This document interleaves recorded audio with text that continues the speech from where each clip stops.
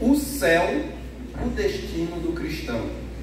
Aí nós tivemos o primeiro tópico sobre o céu como alvo de todo cristão. O segundo tópico, a descrição do céu, segundo o livro do Apocalipse, que é a lição de hoje, né? A descrição da Nova Jerusalém, segundo o Apocalipse. E o terceiro tópico daquela terceira lição foi o céu, o fim da jornada cristã. Estaremos onde Deus está, as lágrimas cessarão, o céu como um repouso eterno. Foi assunto já trabalhado lá, quando ainda estávamos iniciando o trimestre. É bom ver isso, essa conexão desta última com as primeiras lições, porque ajuda a resgatar um assunto que já foi trabalhado, que eu creio ainda está bem fresquinho na mente dos irmãos, e também ajuda a dirimir algumas dificuldades que tivermos na exposição desse assunto hoje, porque tendo estudado esse assunto antes, de alguma forma já pavimenta a estrada, já prepara o caminho para recepcionarmos sem muita dificuldade o estudo de hoje. Lá na lição 3 já havíamos comentado sobre o assunto, mas agora finalizaremos esse ciclo de estudos sobre a caminhada cristã, refletindo sobre a Nova Jerusalém e o estado eterno dos salvos. O tema geral da lição foi a carreira que nos está proposta. Inclusive a imagem de capa da revista dos adultos, ela é idêntica à imagem da capa da revista dos jovens, porque, como já disse, traz o mesmo tema, uma mesma proposta. Então, nós corremos durante 3 meses sobre esse assunto, e hoje estamos chegando no ponto de chegada mesmo, no ponto final, que é a eternidade dos salvos. Não falaremos aqui hoje sobre a eternidade dos ímpios, assunto que já foi trabalhado em lições anteriores sobre o inferno. Hoje vamos nos dedicar exclusivamente ao destino eterno dos salvos. O primeiro tópico de nossa lição versa sobre o paraíso eterno. E a primeira pergunta é: o que é o paraíso? Eu vou tentar, irmãos, inclusive deixar aí no final, não sei se vamos conseguir, mas vamos tentar deixar no final um espaço para perguntas. Respondermos aí pelo menos umas 5 perguntas que os irmãos tiverem, de acordo com o desenrolar do estudo. Se você quiser anotar a sua pergunta, você anota. A gente vai pedir aí a um irmão, um cooperador, uma cooperadora para recolher as perguntas, e tendo tempo no final aqui a gente reserva uns 10 minutinhos para tirar dúvidas dos irmãos dentro do tema de hoje. Mas a primeira pergunta da lição é: o que é o paraíso? Essa pergunta já foi respondida lá na lição 3, mas voltamos a ela. Paraíso é o terceiro céu, a morada de Deus. Vocês sabem que tradicionalmente os judeus traduziam, interpretavam as regiões celestiais, dividindo-as em 3 céus: o céu atmosférico, das nuvens acima da nossa cabeça; o espaço sideral, que seria o segundo céu, onde estão as estrelas, meteoros e os corpos celestes; e o terceiro e último céu, que seria as regiões inalcançáveis pelos homens, onde Deus está assentado em seu trono. Claro, você vai para a literatura judaica antiga e você vai ver alguns falarem até de 7 céus, outros falam de 30 céus, existem até alguns que falam de 365 céus, é um céu para cada dia do ano, né, irmão? Mas de forma mais popular, mais tradicional, há essa linguagem dos 3 céus, e é uma linguagem bíblica. Se não, voltemos lá para a segunda carta de Paulo aos Coríntios, capítulo 12. Paulo relatando a visão que ele teve. Segunda carta aos Coríntios, capítulo 12. Aí vocês vão ver aqui Paulo usar de forma alternada a expressão terceiro céu e paraíso. Daí a gente conclui ser o mesmo lugar. 2 Coríntios capítulo 12, versículo 2. Conheço um homem. Paulo começa falando em terceira pessoa, como se não estivesse falando dele mesmo, mas depois ele se entrega no decorrer do texto e fica muito claro que ele está falando dele mesmo, tá? Conheço um homem que em Cristo, há 14 anos, foi arrebatado até o terceiro céu, que seria a última dimensão na compreensão do apóstolo Paulo desses céus que existem. Se no corpo, fora do corpo, não sei, Deus o sabe. E sei que esse homem, se no corpo, fora do corpo, não sei, Deus o sabe, foi arrebatado agora ele diz paraíso. E ouviu coisas indizíveis ou inefáveis, que não podem ser ditas, pronunciadas em palavras humanas. Coisas que ao homem não é permitido falar. Bem, a ideia aqui é apenas de nós associarmos, como vocês podem ver, e eu vou sublinhar aqui na minha Bíblia, porque nessa Bíblia que eu estou usando não estava sublinhado. Vou sublinhar aqui terceiro céu, vou sublinhar aqui paraíso, vou puxar uma setinha apontando para uma e outra coisa, só para dizer que se trata de um mesmo ambiente, de um mesmo lugar. Então, quando falamos paraíso, estamos falando do terceiro céu, estamos falando da morada de Deus. E como é que a gente conclui que o paraíso e, por consequência, o terceiro céu é morada de Deus? Aí a gente vai lá para Lucas 23, 43. Jesus, na cruz, salvando um pecador arrependido. Todos vocês lembram desse episódio? O ladrão ao lado da cruz, que clamou por misericórdia: Senhor, lembra-te de mim quando vieres em teu reino. Jesus disse: eu tenho algo mais especial para você do que simplesmente lembrar-se de você. Eu vou fazer algo melhor, né? Porque Jesus sempre faz algo melhor do que a gente pede. Quem diz amém, irmãos? Amém. Aquele homem queria só que Jesus se lembrasse dele, mas Jesus disse assim para ele, Lucas 23, 43. Jesus lhe respondeu: eu lhe garanto, hoje você estará comigo. Onde? Estará comigo. Então, paraíso é o lugar onde Deus está, o lugar onde Deus habita e onde os santos que morreram no Senhor, como é o caso desse homem aqui, mas ele era um ladrão, ele era um pecador, disse bem, a partir da conversão e de sua salvação, nos últimos instantes de sua vida, ele se transforma em santo. É a santificação posicional, né? Ele não morre pecador perdido, ele não morre ladrão, ele morre um crente salvo em Cristo. E olha, a gente sempre diz que quando chegar no céu vai ver Abraão, Isaac e Jacó, e é verdade, mas nós também vamos ver esse homem aqui, que Jesus salvou nos últimos minutos de sua vida. Amém, minha gente? É a graça de Deus. Então, paraíso é a morada de Deus, onde se encontram os justos que já partiram para o Senhor.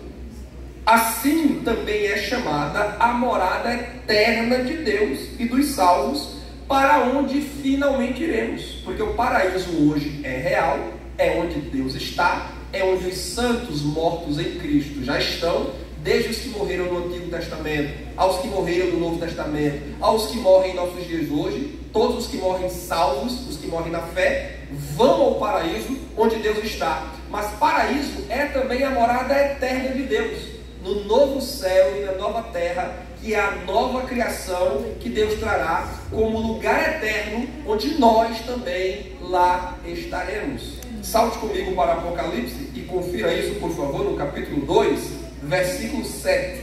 Estamos em uma escola bíblica, por favor, manuseie comigo a Bíblia Sagrada. E me ajude aí, veja se o irmão do seu lado, a irmã do seu lado, está com a Bíblia aberta e está acompanhando o estudo da palavra do Senhor. Se não tiver, diga para ele: abra a Bíblia.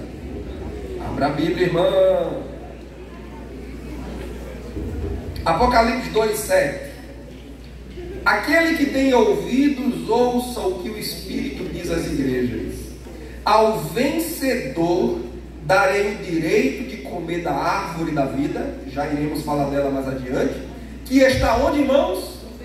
No meio do paraíso de Deus. Isso aqui é uma promessa para o futuro. Aos que vencerem terão acesso à árvore da vida, que está no meio do paraíso de Deus. Então, a morada eterna de Deus é também chamada de paraíso. Vocês sabem que paraíso é uma palavra de origem persa, não é uma palavra nem hebraica, nem grega, nem também da nossa língua portuguesa ou mesmo do latim. Paraíso é uma palavra de origem persa que, traduzido para o português, literalmente significa jardim. Jardim. Como, por exemplo, falamos de Jardim do Éden. Porque o paraíso é um lugar de delícias, é um lugar de perfeição, é um lugar de beleza, é um lugar de glória. Agora deixem-me só dizer uma coisa para vocês. O paraíso onde Deus habita hoje e o paraíso onde Deus habitará na eternidade e nós com Ele é muito, mas muito superior ao paraíso edênico. Eu costumo dizer que a glória que Cristo nos garante é muito maior que a glória que Adão desfrutava antes da queda. Porque Deus não nos veio apenas restaurar ao antigo padrão antes do pecado.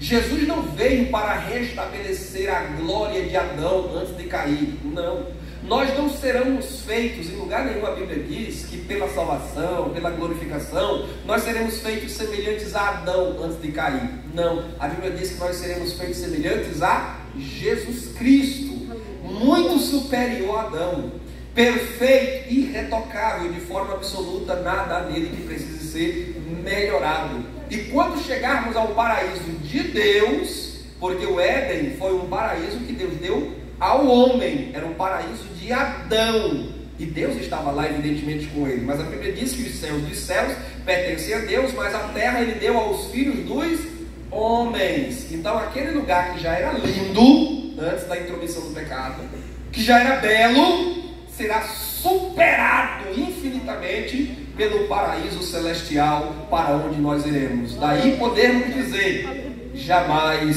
se contou ao mortal. Metade da glória celeste jamais se contou ao mortal. Se Adão morreu salvo, e eu quero crer que ele morreu, teve quase 1000 anos para repensar a sua vida e se ajeitar com Deus, ele, ao chegar no paraíso celestial, que já está hoje, né? Se ele morreu salvo, já está em um paraíso, mas quando chegarmos no estado eterno, Adão perceberá que o paraíso de Deus é de uma glória muito maior que aquele primeiro paraíso onde ele foi criado e foi colocado. Eu só estou tentando dizer para você que aquilo que está reservado para nós é muito maior do que qualquer glória que este mundo já tenha vivido, já tenha experimentado. O ponto 2 é o que é a cidade eterna. Quão glorioso cristão é pensar na cidade que não tem igual. Emílio Conde, hino 26 da harpa cristã, tem tudo a ver com essa lição de hoje. Quão glorioso cristão é pensar na cidade que não tem igual. Que cidade é essa? A cidade eterna. Isto é, a Nova Jerusalém, que será a capital mundial do governo divino quando vierem novos céus e nova terra. Jerusalém é objeto de muito interesse de Deus, irmãos.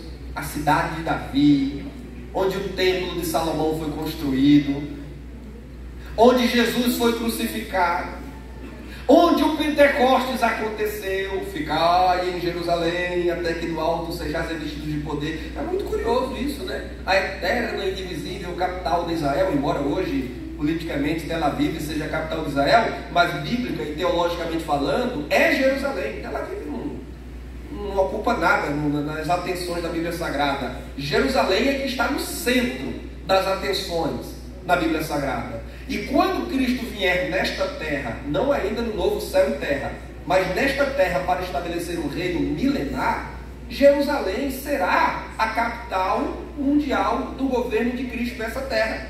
Quando Cristo então cumprirá todas as promessas que ele fez a Abraão e a Davi acerca do povo de Israel e do reino de Israel. Jerusalém será. Jerusalém hoje não é tão disputada pelos judeus que têm direito, né, e são os únicos que têm direito àquela terra que Deus prometeu aos descendentes de Abraão, e os palestinos, os árabes, brigando por aquele espaço. Mas quando Cristo vier, ele dirá de quem realmente é aquele espaço. É dele e do seu povo que reinará com ele. Nós estaremos lá, porque quando Cristo voltar para pisar nessa terra para reinar, a igreja já glorificada voltará com ele também para reinar nessa terra. E Jerusalém estará no centro das atenções em todo o mundo. Para lá subirão, como sempre subiram, os judeus para as grandes festas no calendário judaico, para celebrar ali Páscoa, Pentecostes e outras grandes festas. Também durante o reino milenar, as nações do mundo inteiro subirão até Jerusalém. Inclusive Zacarias diz que as nações que não subirem para cultuar ao Senhor, elas sofrerão penalidades. O Senhor deixará de enviar chuva sobre essas terras. Mas uma vez o novo céu e a nova terra estabelecidos e essa atual criação passar, agora Jerusalém continuará sendo o centro das atenções, mas não mais como um espaço geográfico da própria nova terra, mas como uma cidade que descerá do céu e pairará e se estabelecerá sobre a nova terra. Dito de outra forma, a Jerusalém de hoje, que é muito pequena, aproximadamente 1.000 quilômetros quadrados, ou 1 quilômetro quadrado em Israel, a Jerusalém do milênio será ampliada conforme a informação da Bíblia Sagrada, mas a nova Jerusalém eterna, ela será maior que a Jerusalém de hoje e será maior que a própria Jerusalém milenial. Ela é grande, ela é bela e é dourada, porque a Bíblia diz que ela é de ouro. Se não vejamos o que está escrito em Apocalipse capítulo 21, por favor. Apocalipse 21, versículos 1 a 3. Então vi novos céus e nova terra, pois o primeiro céu e a primeira terra tinham passado e o mar já não existia. E vi a cidade santa, sagrada, a nova Jerusalém, que descia dos céus, da parte de Deus, preparada como uma noiva adornada para seu marido. Ouvi uma voz forte que vinha do trono de Deus e dizia: agora o tabernáculo de Deus. Veja, o tabernáculo que nos dias de Moisés era aquela estrutura portátil, desmontável, depois superado pelo templo de alvenaria, de pedra e revestido de ouro. Agora o tabernáculo de Deus é a própria nova Jerusalém, essa cidade linda, dourada e grandiosa. Eis o tabernáculo de Deus com os homens, com os quais ele viverá. Ainda veio dizer, eles serão seus povos. Talvez a sua versão diga no singular, povo. O próprio Deus estará com eles e será o seu Deus. Irmãos, nós não teremos tempo aqui, evidentemente, de detalhar os capítulos 21 e 22 do Apocalipse, mas esses são os dois mais importantes capítulos da Bíblia Sagrada que descrevem essa cidade eterna. A Nova Jerusalém, não existem outros capítulos da Bíblia que descrevam com tantos detalhes as glórias dessa cidade celestial. Daí, estamos em escola, então eu vou deixar como dever de casa para vocês fazerem a leitura, hoje depois do almoço, vocês vão ter tempo, antes do culto à noite, fazerem uma leitura atenta desses últimos 2 capítulos da Bíblia Sagrada. Billy Graham, maior evangelista do século passado, ele dizia: já li os últimos capítulos da Bíblia e posso garantir a você, venceremos no final. Glória a Deus. Aqui está o descortinar da história. Aqui está o clímax, o ponto mais alto que a igreja alcançará. É quando entrarmos na Jerusalém triunfal. E você vai ver as descrições, inclusive as medidas, os fundamentos, a estrutura, pelo menos a estrutura geral dessa cidade, porque nós não temos detalhes sobre o espaço interno dessa cidade, a não ser uma referência à praça principal, ao rio e à árvore da vida. Mas nós não temos referências a outras coisas que ocupam essa grande cidade. Mas pelo menos a estrutura geral externa, você tem uma pintura dela aqui no texto do Apocalipse. Como por exemplo, pegue comigo os versículos 10 em diante, ainda no capítulo 21. Ele me levou no espírito a um grande e alto monte, mostrou-me a cidade santa, Jerusalém, que descia do céu da parte de Deus. Ela resplandecia com a glória de Deus, e o seu brilho era como de uma joia muito preciosa, como jaspe, clara como cristal.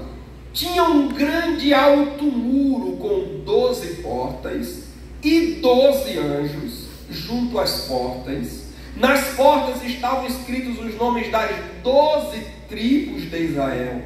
Havia 3 portas para o oriente, 3 portas para o norte, 3 portas ao sul e 3 portas ao ocidente. O muro da cidade tinha 12 fundamentos e neles estavam os nomes dos 12 apóstolos do Cordeiro. Atente, 12 portas, em cada uma 12 anjos, sobre cada uma delas o nome das 12 tribos de Israel. Tinha 12 fundamentos, e em cada fundamento havia o nome de um dos apóstolos de Cristo Jesus. E ainda diz o texto, o anjo falava comigo, tinha como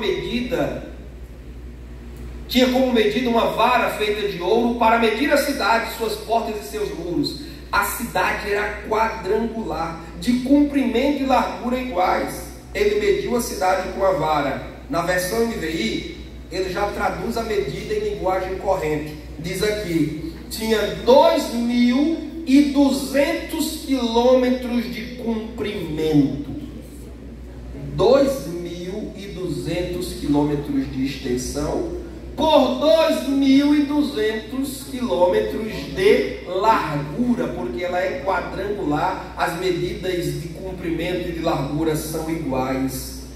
Mas também diz que a altura dela era igual à sua largura. Então é um cubo perfeito a cidade. Ela tem 2.200 quilômetros para frente, 2.200 quilômetros para o lado e, pasmem vocês, 2.200 quilômetros para cima. É maior do que qualquer edificação já vista na história. As pirâmides do Egito não se comparam aqui. Os grandes arranha-céus, os grandes prédios, as grandes edificações, nem a Torre de Babel, nada jamais visto neste mundo, em toda a história, se compara à grandeza dessa cidade. Mas atenção, esses 2.200 quilômetros cúbicos, que é quase a extensão do Brasil, é só a extensão da cidade, não é a extensão de toda a nova terra. Porque João disse que viu novos céus e nova terra, e sobre a terra parava a cidade. Só a cidade tem essa extensão toda. A Bíblia não dá as medidas da nova terra, que será habitada também. A Bíblia fala que as nações virão a Jerusalém para adorar a Deus, mas estarão habitando por toda a nova terra, onde inclusive o mar já não mais existirá. Então, irmãos, nós só podemos imaginar que a nova criação que Deus trará é de uma grandeza jamais percebida, jamais imaginada. O versículo 17 diz: mediu o muro e deu 65 metros de espessura, segundo a medida humana que o anjo estava usando. E aí segue outras descrições sobre pedras preciosas usadas nessa edificação. O que é então a cidade eterna? É a Nova Jerusalém, capital mundial do governo de Deus. É a morada eterna de Deus e dos salvos, tão aguardada desde o tempo dos patriarcas. Olha, irmãos, que curioso, até os patriarcas, que viveram numa época em que não existia Bíblia ainda, porque Abraão, Isaac, Jacó, Jó e outros patriarcas viveram numa época em que nenhum livro da Bíblia estava escrito. Os primeiros livros da Bíblia, escritos por Moisés, o Pentateuco, foram escritos aproximadamente 500 até 1000 anos depois que os patriarcas tinham vivido. Mas eles já tinham expectativa da cidade celestial, da cidade eterna. Vocês não vejam comigo Hebreus, capítulo 11, versículos 8 a 10. Os patriarcas, que tinham um conhecimento muito incipiente de Deus, mas eles já tinham uma expectativa de uma cidade eterna, não feita por mãos humanas. Hebreus 11. Vamos pegar a partir do versículo 8.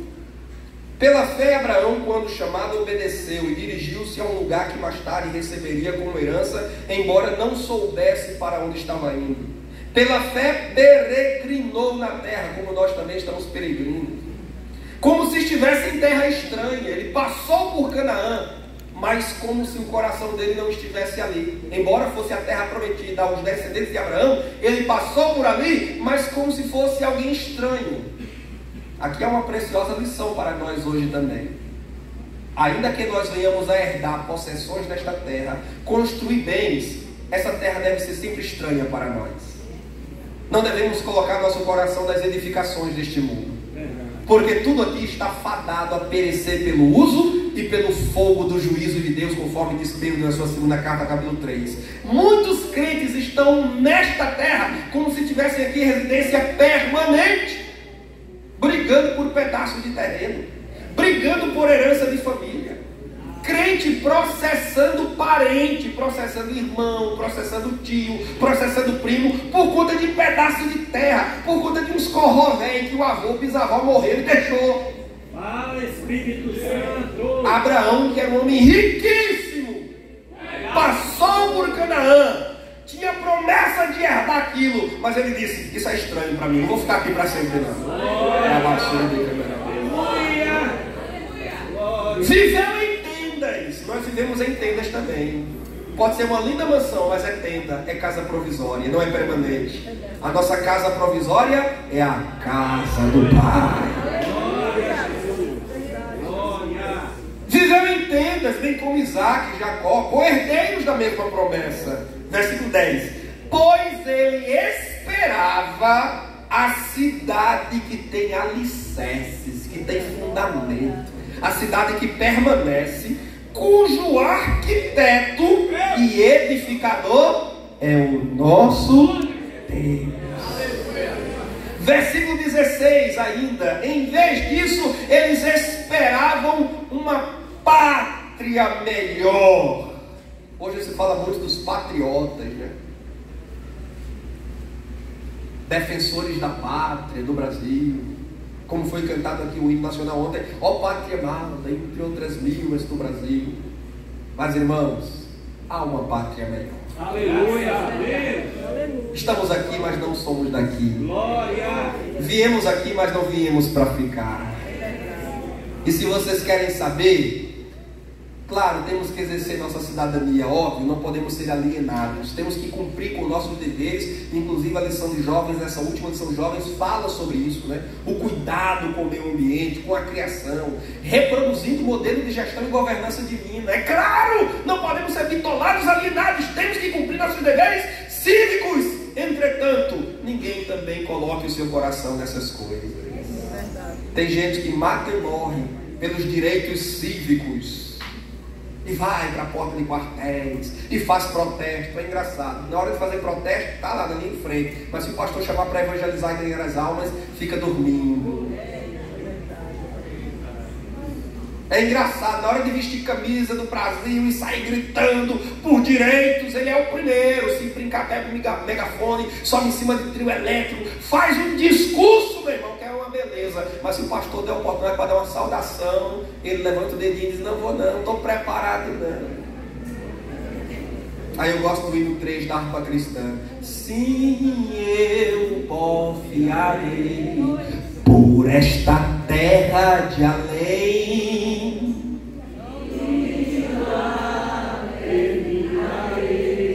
As muitas lutas de aquele lá.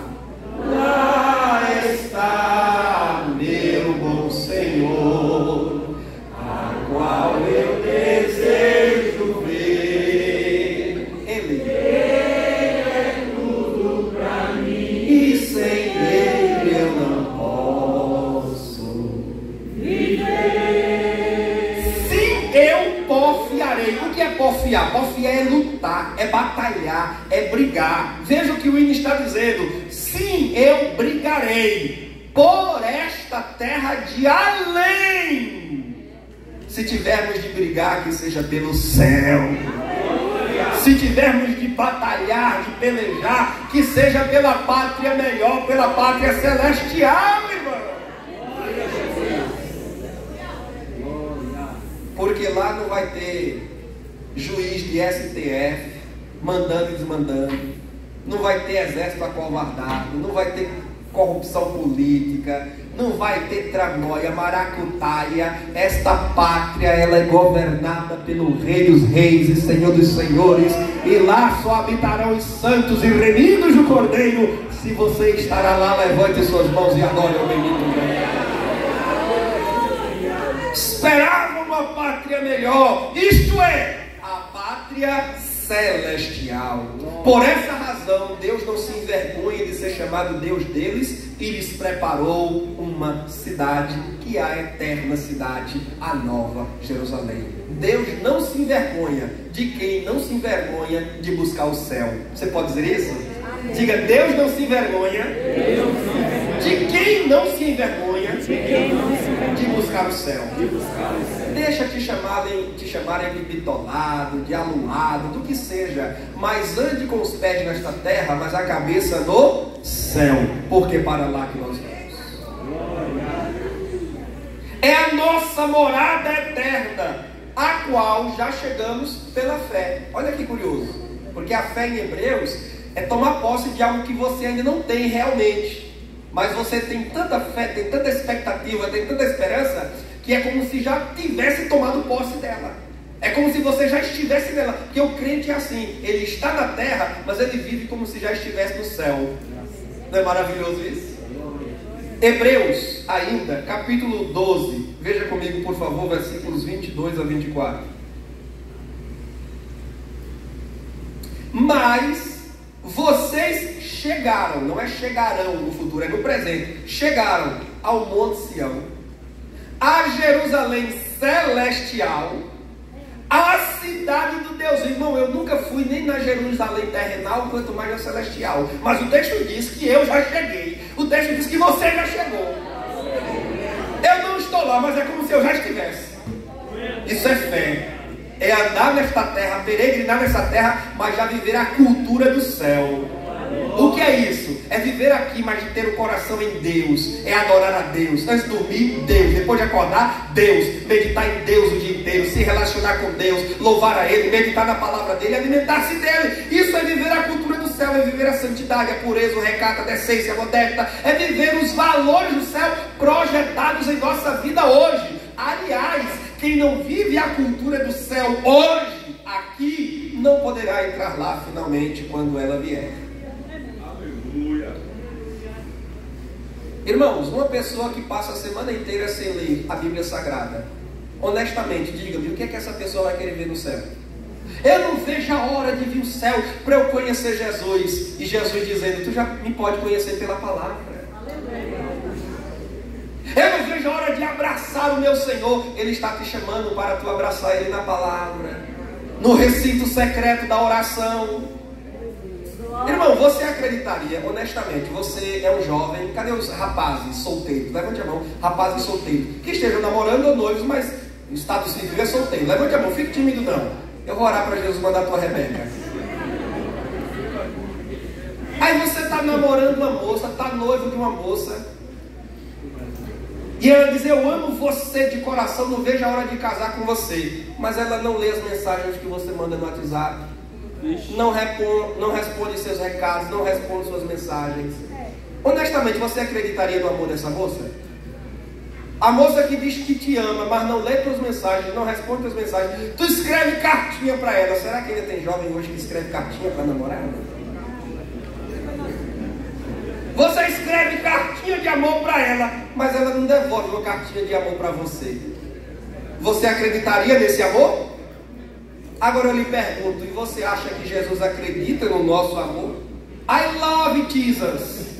Eu te amo, Jesus. Aí comprou a camisa, eu te amo, Jesus. Bota a faixinha do Neymar na cabeça, I love Jesus. Oh Lord.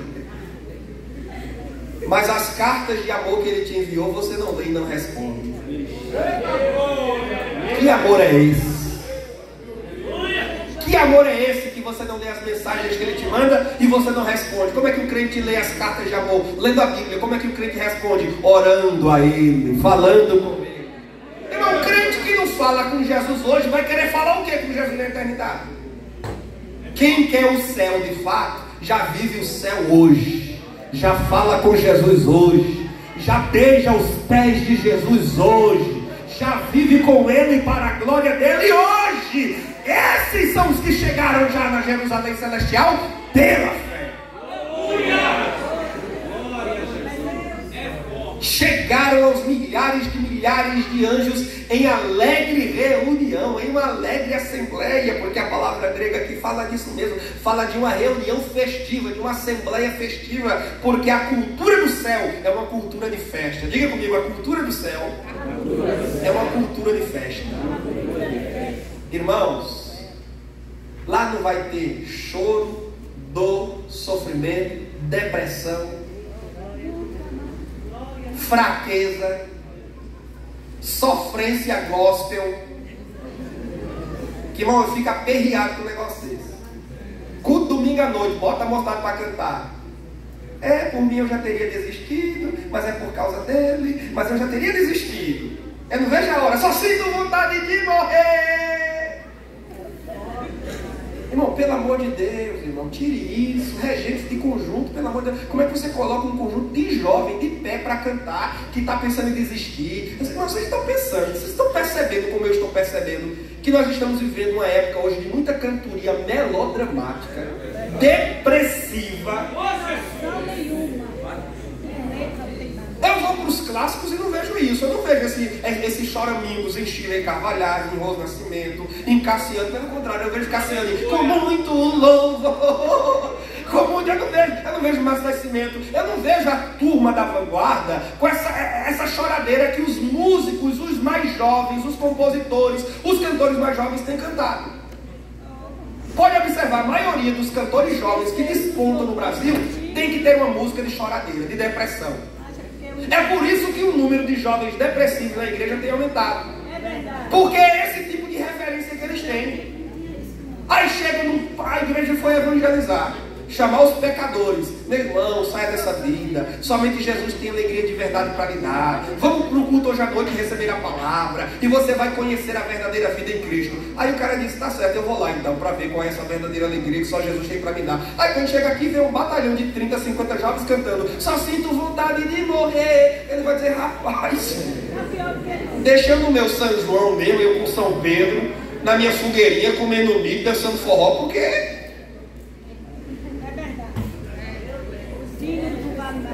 Eita glória, Jesus! Cantai ao Senhor um cântico novo. Celebrai com júbilo ao Senhor todos os moradores da terra. Servi ao Senhor com alegria.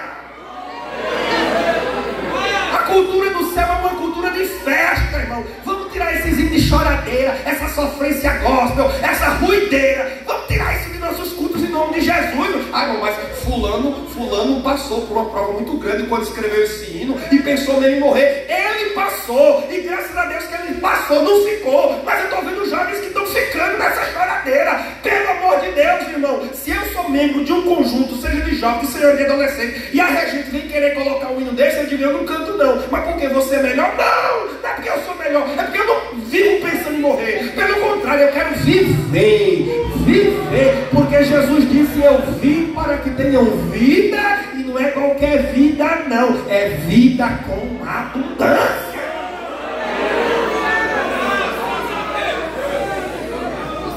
Vocês chegaram aos milhares de anjos. Sabe o que é que o autor está dizendo? Músicos, terra, água, fogo. A Bíblia está dizendo que nós chegamos à companhia dos anjos. Nós estamos unidos aos anjos em adoração a Deus, em uma alegre assembleia, em uma alegre reunião. Você acha que tem anjo triste?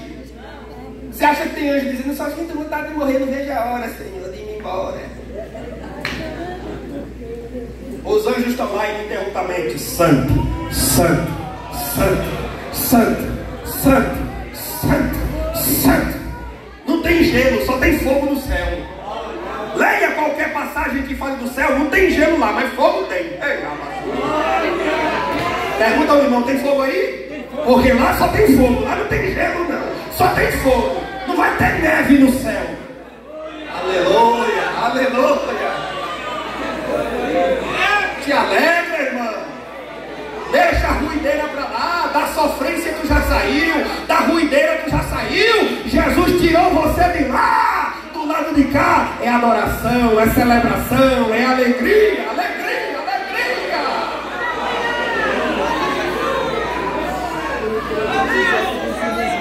Ele está precisando voltar a cantar Sofia Cardoso. Céu, morada do meu Deus, onde reina a paz, onde reina o amor. Está precisando voltar a cantar isso.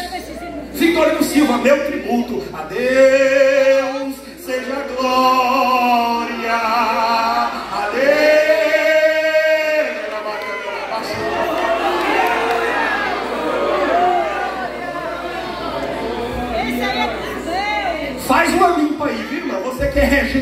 faz uma limpa aí.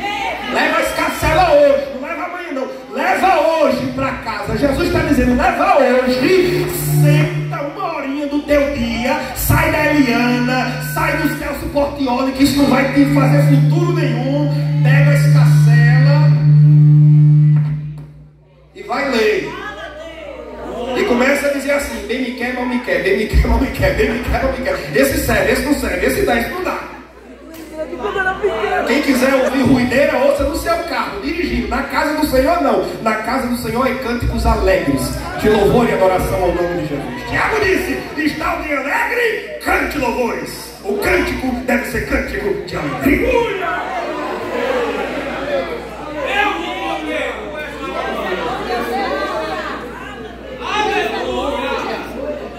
Terceiro ponto, quando a eternidade começará. O estado eterno, isso é, que não mais se alterará, que não sofrerá mais nenhuma mudança, e no qual estaremos finalmente na Nova Jerusalém, virá logo após o término do milênio e do juízo final. Porque a sequência escatológica dos eventos são os seguintes. O comentarista coloca na revista e eu vou citá-los aqui. Não vamos discorrer cada um desses temas da escatologia, porque nem é propósito, nem teríamos tempo. Mas a sequência dos eventos são: primeiro grande evento que nós esperamos acontecer, arrebatamento da igreja. Jesus descer as nuvens, chamar o nosso nome e nós, mais rápido que um raio, subirmos ao encontro dele. Arrebatamento. Estaremos para sempre com o Senhor. O arrebatamento será sucedido na terra por 7 anos de tribulação. Disse ontem e repito, e problema de pós-tribulacionista que estiver aqui não gostar. A igreja será tirada antes da tribulação. Não no meio nem depois, antes. A pedra de toque para essa convicção é a doutrina da iminência. Cremos que Cristo pode voltar a qualquer hora. E não somos nós. A igreja primitiva vivia nessa expectativa. A igreja primitiva vivia na expectativa de que Cristo poderia voltar a qualquer momento. Eles não esperavam algum sinal se cumprir, o anticristo aparecer, catástrofes cósmicas, não. Eles aguardavam a Cristo e não o anticristo. Aguardavam o céu e não a destruição da terra. Aguardavam o tribunal do Cordeiro, diante do qual eles estariam para receber as recompensas celestiais. E nessa mesma fé, a igreja hoje deve viver a fé de que Cristo pode retornar a qualquer instante, mesmo antes desse culto de EBD terminar. Então, se Cristo pode voltar a qualquer instante, nessa fé nós vivemos. Não pode ser verdade que precisa vir primeiro tribulação, a gente tem que passar pelas pragas, pelas taças, pela ira de Deus. Não, ele pode voltar a qualquer instante. Nessa fé a igreja vive. 7 anos de tribulação termina, Cristo volta com a igreja outrora arrebatada para julgar o falso profeta, o anticristo, jogá-los no lago que arde em fogo e enxofre. Julga as nações, bodes à esquerda, ovelhas à direita. Bodes morrem, só ressuscitam para o juízo final. Ovelhas entram com Cristo para reinar com ele durante 1000 anos. Nessa terra aqui, Jesus pisará. E como eu quero que isso aconteça logo, irmão. É verdade. Para Jesus mostrar como é que se governa de verdade. Sem tomar lá da cá, sem dinheiro na cueca, sem corrupção, sem STF mandando e desmandando. E eu acho lindo, sabe o que é? É que ele vai reinar e não vai nem precisar ser votado. Aleluia, aleluia, quem diz amém, irmão? Porque eleito ele já foi pela Trindade nas regiões celestiais. Ele é rei sobre reis e senhor sobre senhores. Não vai precisar nem de voto impresso, nem de voto não impresso. Não vai precisar de ter plebiscito, referendo. Não vai precisar de nada disso. E quando ele vier, e tomara que venha logo, ele vai tirar PT, PMDB, PSDB, DEM, Democrata, PL, o Diabo 4, Satanás. Ele vai tirar tudinho. Não vai ter mais esquerda, direita, centro. Vai ser só o governo de cima. E a igreja estará lá com ele para reinar. Aleluia. No final do milênio, Satanás, que esteve preso, será solto para querer pedir o impeachment de Jesus. Olha que besteira. Vai arregimentar multidões no mundo inteiro. Mas, irmão, Jesus que venceu na cruz, pisando na cabeça de Satanás, e até hoje a serpente fica só assim, ó, revirando com a cabeça esmagada, finalmente ela será pegada pela cauda e jogada no lago que arde em fogo e enxofre. Quem diz amém, irmãos? Vencerá, vencerá, por seu sangue vencerá. Nós venceremos porque estaremos ao lado dele também. Terminado o milênio, passará esta terra e estes céus que hoje conhecemos. Apocalipse 20 diz que não se achou lugar para eles. Um grande trono branco virá, Cristo estará sentado sobre ele, e ele julgará todos os ímpios que neste momento ressuscitarão para receber a condenação eterna, e tantos quantos não forem achados escritos no livro da vida serão também lançados no lago de fogo, onde já estava o anticristo, o falso profeta e o capiroto. E lá também cairão todos os descrentes ou os falsos crentes. Terminado o juízo final, que ninguém sabe quanto tempo durará, só sabemos que será julgado um por um. Um por um. Um por um. E não vai ter esse negócio de eu não quero ir. Não vai ter para onde ir, não vai ter onde se esconder, vai ter que estar lá. Quando terminar, aí virá o estado eterno dos salvos. Aí acontecerá o que disse João: vi novos céus e nova terra. Sabe o que é curioso, irmãos? Em minha interpretação, estou ladeado de grandes estudiosos da Bíblia Sagrada, expositores. Entendemos que o céu e a terra que hoje existe não serão apenas transformados para ser estado eterno dos salvos. Eu sei que existem alguns comentaristas, homens de Deus, de grande respeito, como por exemplo o saudoso pastor Antônio Gilberto. Ele acreditava e ele escreveu que essa terra ela será reformada e restaurada, essa mesma terra, não outra. Esta terra será reformada e restaurada para ser morada eterna dos salvos. Pastor Antônio Gilberto tinha essa posição e ele escreveu vários livros comentando isso, inclusive a Bíblia, com anotações do pastor Antônio Gilberto da CPAD. Se você for lá para Apocalipse 21, 22, tem um texto longo dele comentando sobre isso. Ele fala isso. Essa terra não será totalmente destruída, ela será reformada para ser abrigo dos salvos na eternidade. Inclusive, ele tinha uma posição que, com todo o respeito que tem ao pastor Antônio Gilberto, é uma referência para mim, como também para todos nós, mas ele tem uma posição que aí eu tenho que discordar peremptoriamente. O pastor Antônio Gilberto dizia que os céus, os novos céus, continuarão sendo a morada de Deus e a terra será a morada dos salvos. Então Deus estará lá e nós estaremos aqui. Eu não entendo como é que o pastor Antônio Gilberto, que era um exegeta, um homem muito conhecido da palavra de Deus, tinha essa interpretação, porque Apocalipse 21, o texto que nós lemos, deixa muito claro: eis aqui o tabernáculo de Deus, e ele estará com eles. Eles serão o seu povo e ele será o seu Deus, e nós o veremos face a face. Como diz o hino da harpa cristã: neste tempo céu e terra hão de ser a mesma grei. Você cantou isso 1 milhão de vezes, mas já parou para meditar o que significa? No estado eterno, céu e terra hão de ser uma mesma grei. O que é isso? Uma mesma sociedade, o mesmo povo. Quando vier o estado eterno, não vai ter mais Deus lá e nós aqui. Será Deus aqui com a gente. Quem diz amém, irmãos? Amém. Deus não ficará escondido do seu povo pela eternidade atrás de um lindo véu. Deus não se esconderá de seus filhos. Aliás, Deus nunca se escondeu dos homens. Os homens é que se escondem de Deus desde Adão, quando pecou e correu para trás de uma árvore. O homem se esconde de Deus, mas Deus quer se revelar ao homem. E finalmente ele se revelará. Mateus 5,8 diz: bem-aventurados os limpos de coração, porque eles verão a Deus.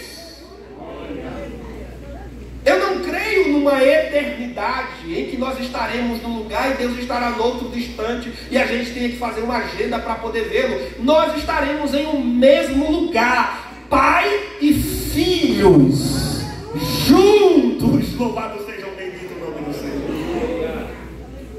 Então, irmãos, a minha posição, e não é a minha, curiosamente, essa é a posição oficial da Igreja Assembleia de Deus no Brasil, está lá na declaração de fé da Igreja Assembleia de Deus Brasileira. A nossa declaração de fé ensina que essa terra que existe, ela será destruída totalmente. Os céus que existem serão destruídos totalmente para dar lugar a uma nova criação. Mas quem diz isso não é a declaração de fé, nem sou eu. Quem diz isso é a Bíblia. Vamos conferir? Salmo 102. versículos 25 e 26. Salmo 102, versículos 25 e 26. É a Bíblia que nos ensina assim. No princípio firmaste os fundamentos da terra, e os céus são obra das tuas mãos. Eles perecerão, mas tu permanecerás. Envelhecerão como vestimentas, como roupa, tu os trocarás e serão jogados fora. Os antigos crentes criam que a terra e o céu que hoje existe, como roupas envelhecidas, serão jogadas fora. Deus trocará por nova roupa, isto é, por um novo céu e por uma nova terra. Não apenas será reformado, será reformado para o milênio. Sim, essa terra será reformada, transformada, melhorada para o milênio. Seremos restaurados ao padrão edênico, para o milênio. Mas quando o milênio terminar, a Bíblia diz em Apocalipse 20, confira ainda comigo, por favor. Apocalipse 20 diz que a terra e o céu fugiram e não se achou lugar para eles. Apocalipse 20, versículo 11. Depois vi um grande trono branco, e aquele que nele estava sentado. A terra e o céu fugiram da sua presença, e não se encontrou lugar para eles. Irmãos, quando o milênio terminar e o juízo final se estabelecer, essa terra e esse céu desaparecerão, para dar lugar a uma nova terra e a novos céus que Deus criará. Aí tem um que diz assim, mas por que Deus cria essa terra para depois aniquilá-la? Irmãos, a Bíblia diz que não haverá sol, não haverá lua, e tudo isso é criação de Deus e vai deixar de existir. Qual é a dificuldade que você tem para acreditar que essa terra aqui existe? Também deixará de existir. Deus trará uma nova criação em absoluto. Por isso ele disse em Apocalipse, eis que faço novas todas as coisas. Amém ou não amém? Amém. Segunda carta de Pedro, capítulo 3, Pedro fala isso. Confira comigo rapidinho, por favor. Segunda carta de Pedro, capítulo 3. Olha o que é que Pedro diz.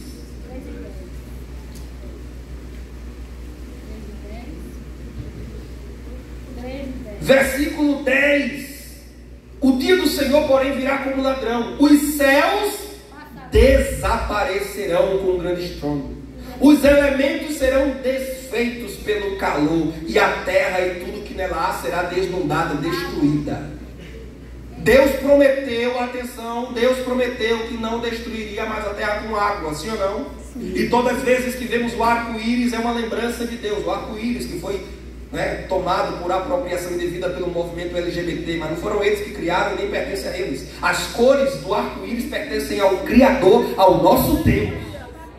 E é um sinal para todo sempre de que Deus não destruirá o mundo com água, mas Ele vai destruir com fogo. Eu não sei o que é pior, se é morrer afogado ou se é morrer queimado. De uma coisa eu sei, quando essa terra começar a pegar fogo, nós estaremos bem longe daqui. Mas será destruída. Versículo 11, visto que tudo assim será desfeito, que tipo de pessoa é necessário que vocês sejam? Vivam de maneira santa e piedosa, esperando o dia de Deus e apressando a sua vinda. Naquele dia os céus serão desfeitos pelo fogo. Irmão, você já parou para pensar no céu pegando fogo? Nós estamos acompanhando nos jornais o Pantanal brasileiro incendiado, pegando fogo. Mas você já pensou o céu acima da sua cabeça pegando fogo? Que imagem terrível não será essa? Naquele dia os céus serão desfeitos pelo fogo, e os elementos ardendo se desfarão. Sol, lua, os planetas, Júpiter, Marte, Saturno, tudo pegará fogo. Todavia, versículo 13, de acordo com a sua promessa, esperamos novos céus e nova terra. Você está esperando? Irei eu para a linda cidade, Jesus ficará o lugar. Só quem crê canta. Você que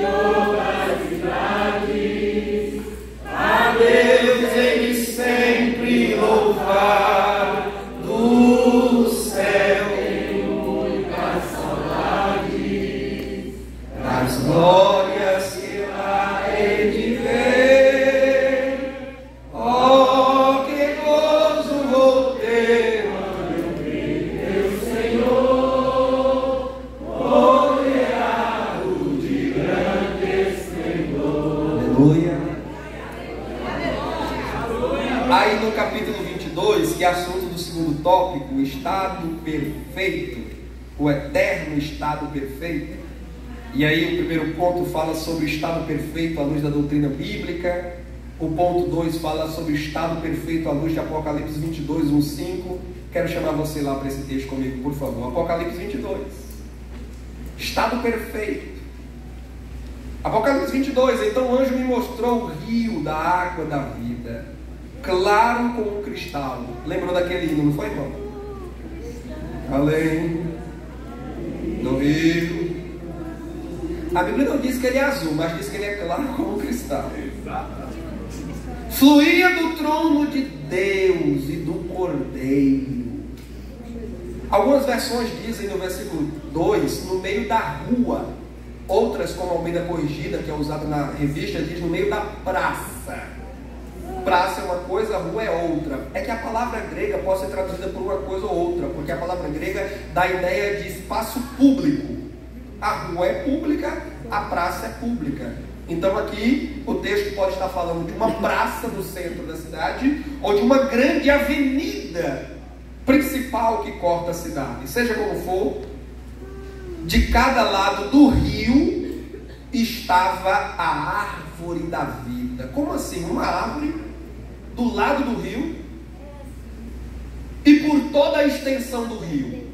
Alguns intérpretes entendem que na verdade seja uma referência coletiva, não apenas uma única árvore, mas várias árvores da vida plantadas por Deus à beira deste lindo rio. Vocês sabem, irmãos, que rio na Bíblia Sagrada é uma referência ao Espírito Santo. Aqui nós entendemos que será um rio literal, mas ele tem a proposta de falar da vida do Espírito que flui abundantemente no novo céu e na nova terra. É um rio literal, como Ezequiel viu, capítulo 47, ele viu um rio ladeado de árvores frutíferas, e João disse que haverá um rio no meio da cidade.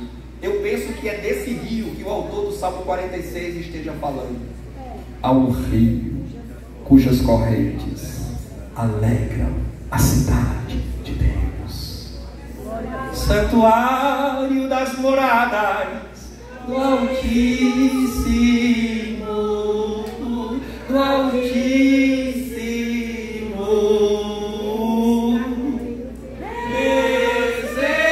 Desejo ir morar ali. Quantos querem ir, irmão?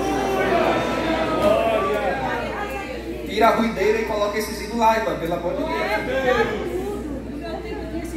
Há um rio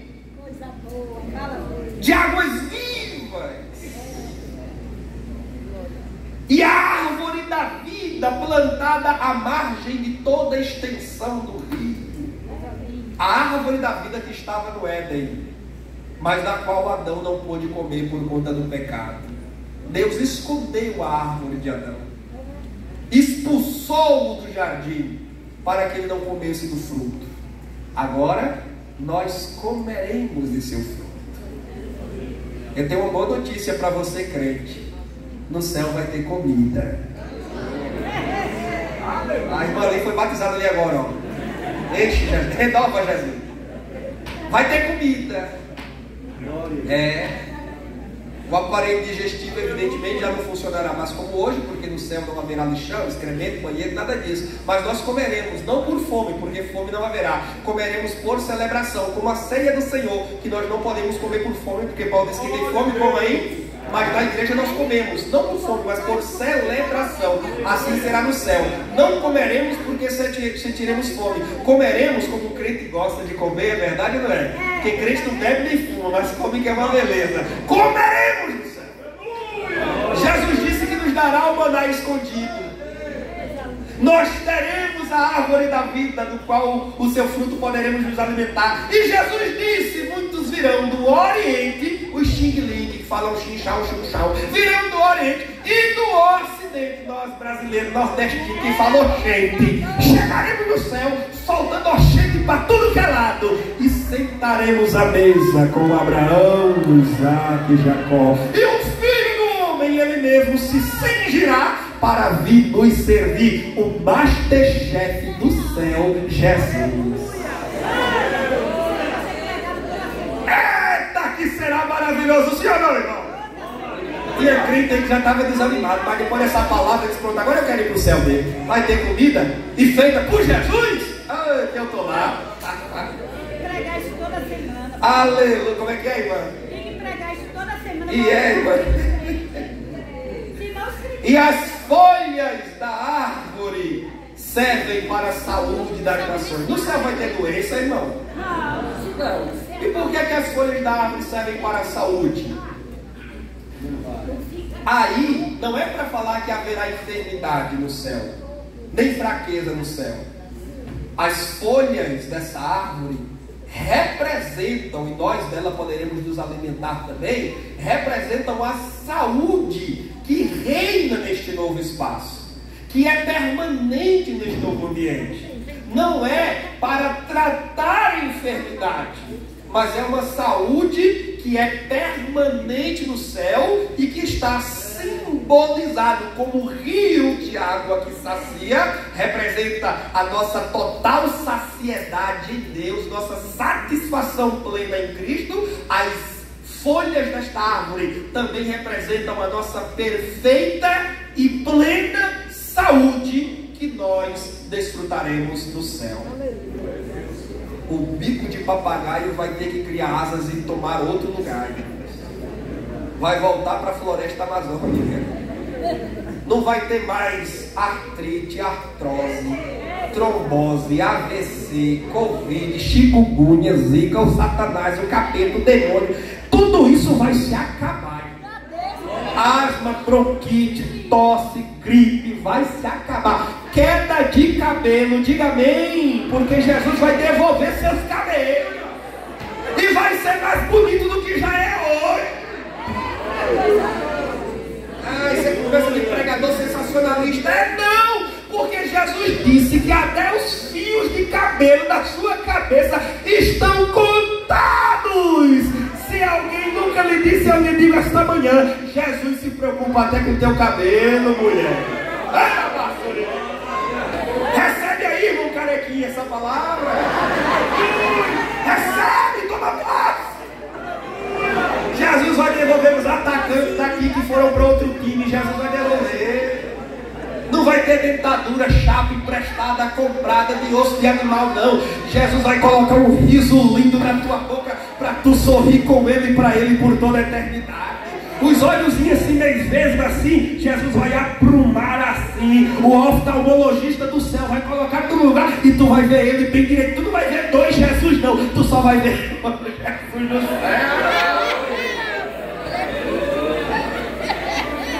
Os quilinhos a mais, o sobrepeso que você hoje carrega, muitas vezes sofrendo de alguma obesidade mórbida, de alguma doença congênita, Jesus vai revestir teu corpo de saúde, de imortalidade, de incorrupção. Ele vai tirar esse sobrepeso e tu vai ter um corpo lindo, glorificado, restaurado junto a Ele por toda a eternidade. E tu nunca mais vai caminhar no céu ouvindo o estralar dos ossos. Traque, traque, traque, não, traque, traque, vai acabar. A Bíblia diz que os que esperam do Senhor renovarão as suas forças, subirão com asas como águia. Você vai voar no céu, irmão. Correrão e não se cansarão. Você, irmã, que vinha receber debaixo do sol dizendo: Jesus, me ajuda, será que eu chego? Será que eu não chego? Me acorde, meu neto. Quando chegar o dia da glorificação final, tu vai correr feito uma menina de 7 anos para lá e para cá. Cadê Jesus? Cadê Jesus? Cadê Jesus? Aleluia, quem tem glória dá glória, quem tem aleluia diz aleluia, quem tem línguas adora a Deus em línguas neste momento, porque o céu será maravilhoso, o mal será banido. A Bíblia diz que nada que contamine, nada que é impuro, nenhuma maldição haverá lá, irmãos. Glória a Deus. Não não vai ter mais trombadinha, meliante, delinquente para assaltar nada de ninguém. Esses ficarão de fora. Não teremos mais preocupação com corrupção, com injustiça, com opressão, com violência doméstica, com maltrato às crianças, aos idosos e às mulheres. Porque eu quero dizer aqui esta manhã que feminicidas ficarão de fora. Homens violentadores ficarão de fora. Quem manda aqui só é a mulher que tem que ser comigo tratada na unha. Pois é, que apruma não, senão tu vai ver o que é bom para tosse. Não vai entrar marido ruim, traidor, infiel, prostituto, mulherengo, trocando a mulher da sua juventude com quem Deus celebrou um casamento lindo, pelas novinhas, pelas bonitinhas, ficarão de fora. As mulheres namoradoras também, que já namorou mais que a samaritana, já teve filho e a que tem não é dela, ficará de fora também. Ficarão de fora os filhos rebeldes, desobedientes a pai e mãe. O senhor não manda na minha vida, eu já tenho 18 anos. E então tome seu rumo, filhinho. Porque se está na casa de papai e mamãe, se come do pirão, vai provar do cinturão. Você pode ter 18, ter 20, ter 30, mas está morando na casa de seu pai? Consumindo a internet que seu pai e sua mãe paga? Dorme até 10, 11 horas no dia, quando você acorda, pergunta: mamãe, cadê o danoninho? Ô pai, não pagou o Wi-Fi esse mês? Não paguei não, vagabundo, vai trabalhar. Quer internet, quer danoninho, vai trabalhar para pagar. Desobediente, rebelde, preguiçoso, também não chega lá não, irmão. Porque o pai é santo, o filho é santo, o Espírito já tem nome de santo, os anjos são santos, e a cidade, nós temos aqui, Apocalipse 21, ela é cidade santa. Lá só vai morar os santos.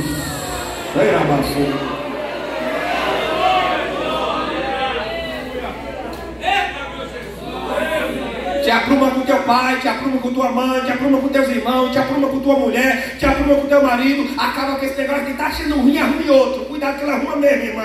Te orienta, vigia teus lábios, vigia tua boca. Vai te consertar com teu marido, vai te consertar com a tua esposa. Para com essa história, vou me divorciar, vou me separar, vou arrumar outra. Está repreendido em nome de Jesus. Como ministro do Evangelho esta manhã, eu declaro a falência do divórcio e declaro a restauração dos casais. Declaro com autoridade na palavra de Deus que toda investida contra seu casamento e contra sua família estão caindo por terra esta manhã. Deus está entrando com provisão de amor, Deus está entrando com provisão de paz, Deus está entrando com provisão de alegria. E onde só tinha água, Ele está transformando em vinho. Onde a farinha era pouca, Ele está multiplicando. E onde já tinha morto, fedendo, Ele está trazendo para fora da sepultura. Se você recebe esta palavra agora, eu não entendo.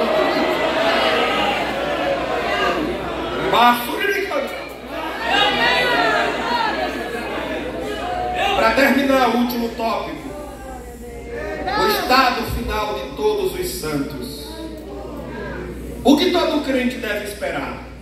Essa pergunta é fácil de responder, ainda mais em razão da lição passada, que foi a bendita esperança, a marca do cristão. O que é que todo crente deve esperar? O mundo se encontra, ou melhor, como vimos na aula passada, a bendita esperança do cristão é o encontro maravilhoso com Cristo Jesus e a eternidade de glória ao seu lado. Essa é a grande expectativa da igreja.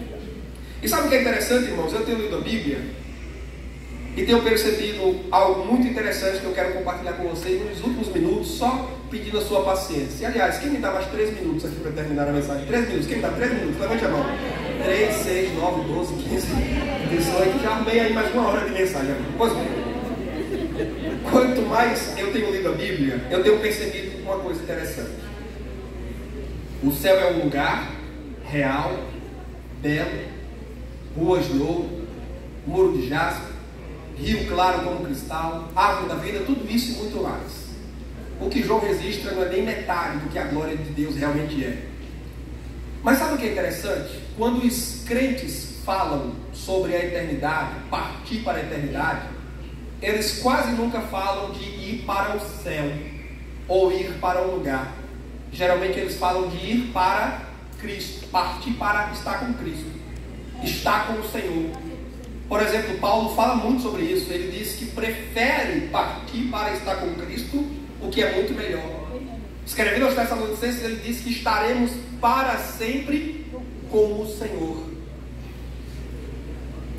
Então, os autores do Novo Testamento, eles falam muito mais em estar com o Senhor do que estar no céu, num lugar. Não é que nós não estaremos no céu ou não iremos para o céu. Pelo amor de Deus, não estou dizendo isso. O que eu estou dizendo é que a ênfase bíblica não é tanto no lugar. É na pessoa que preside, que reina nesse lugar. E essa é uma observação que eu acho interessante ser feita, porque o céu é um lugar lindo, inequivocamente. Você vai ler Apocalipse 21 e 22 na íntegra e vai reavivar essa lembrança. Mas o que faz o céu ser verdadeiramente o céu não é a rua de ouro, não é um muro de cristal, não é a pedrinha branca com o nosso novo nome escrito, não é a praça ou rua principal da cidade, não é a árvore da vida, não é o maná escondido, não é a coroa, não são as vestes resplandecentes. Tudo isso são apenas itens, apetrechos, adornos. Como o Apocalipse diz, a noiva ataviada, são os adornos da noiva. Mas o que é mais belo mesmo lá, e o que realmente deve motivar o nosso desejo de estar lá, é a presença daquele que morreu e ressuscitou ao terceiro dia. O nosso fiel amigo, grande e eterno Salvador Jesus. Porque qualquer lindo lugar onde Jesus não esteja, não é o céu. Mas qualquer lugar onde Ele esteja, ali é o céu. Então nós não apenas estamos indo para lá, nós estamos indo para Ele. Digam comigo, nós não apenas estamos indo para lá, estamos indo para Ele. Você já percebeu que crente é chique até quando morre, pastor? Crente é chique até quando morre.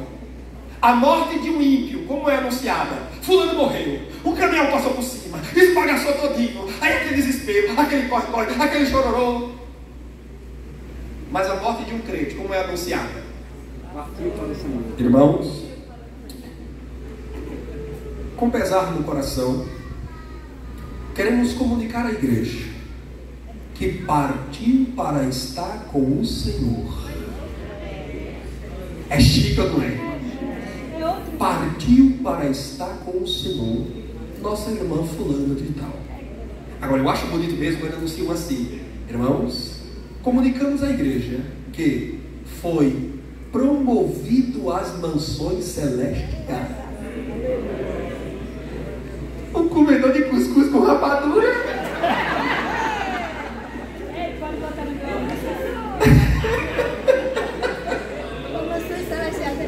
O irmãozinho lá da roça mal sabia falar, viveu e morreu com Jesus. Foi promovido, foi promovido, foi promovido às mansões. Glória a Jesus. Ser crente é ser chique, irmão. Não se deixe enganar não, irmão. Eu estou terminando agora essa mensagem. Não se deixe enganar não. Quando vires outros com seu ouro e bens, lembra que tesouro prometido tens. Aleluia.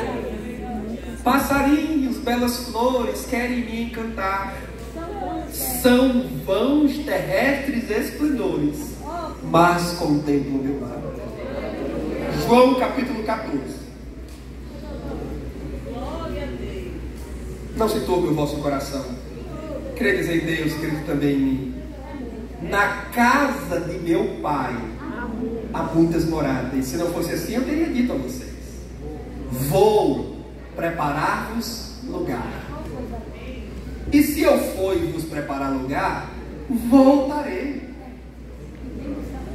Ele foi ou não foi? Então ele voltará. E vos levarei. Atente para a promessa. E vos levarei, para que onde eu estiver, vocês estejam. Não é também. Vocês estejam comigo. Esse é o detalhe, irmão. Jesus não quer apenas nos levar para lá. Jesus quer nos levar para Ele. Amém. Onde eu estiver, vocês estejam bem pertinho de mim. Jesus quer estar pertinho de vocês.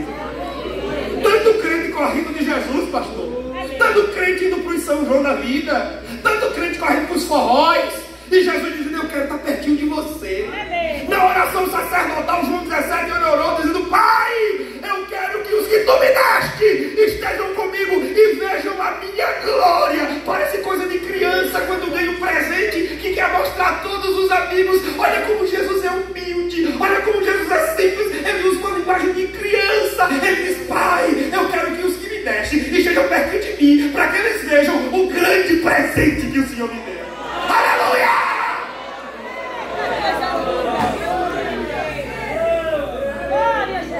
O céu é Jesus.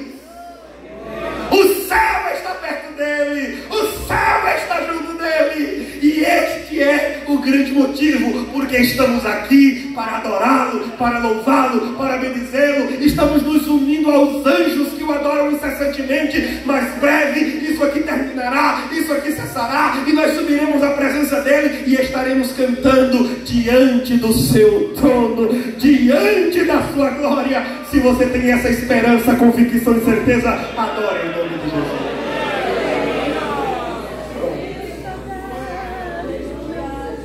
Pronto. Terminei. Irmãos, no final, os que desejarem adquirir o meu livro que eu trouxe e prometi a vocês ontem, minha mala foi encontrada e devolvida, viu, irmãos? Graças a Deus. Então já está ali os livros, Reflexões Contundentes. Eu tenho outros livros, mas